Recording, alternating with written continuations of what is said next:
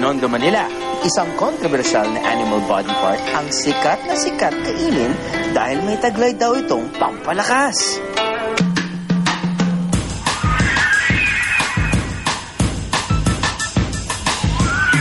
Daming itlog sa harapan ko. I mean, not really itlog, but circle in shape. Tulad nito. Quick.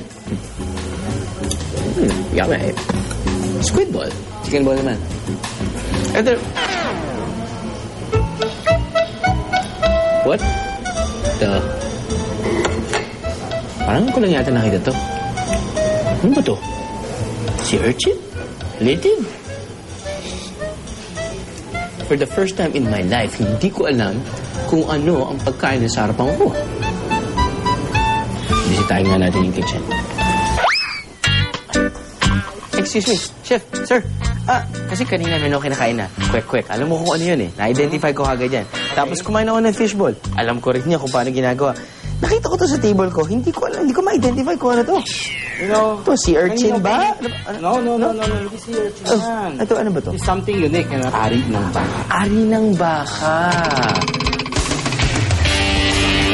Oh yes! Soup number 5.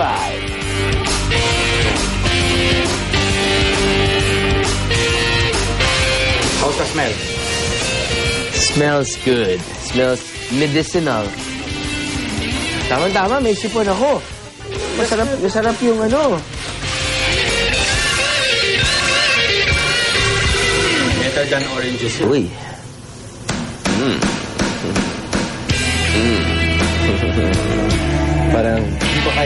Parang umiinit yung katawan ko.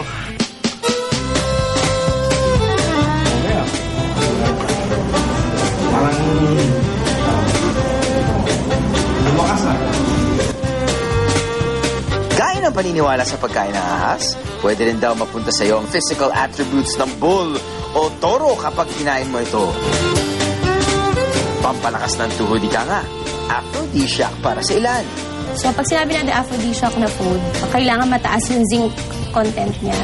So, base dun sa mga studies, syempre pag naluto na yung organ na ito, nawawala na yung nutrients. So, about nasa 6% na lang.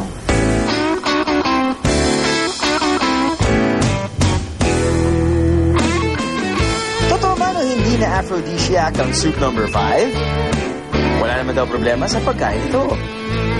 Ang issue lang naman namin, dapat lilinis ng mabuti, linuto ng mabuti.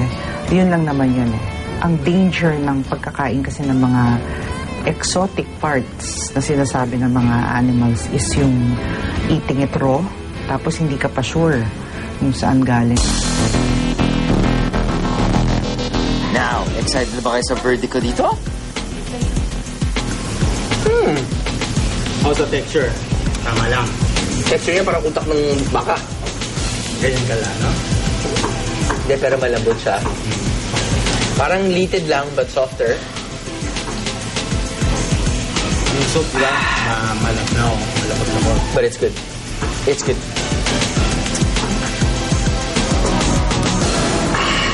Approve.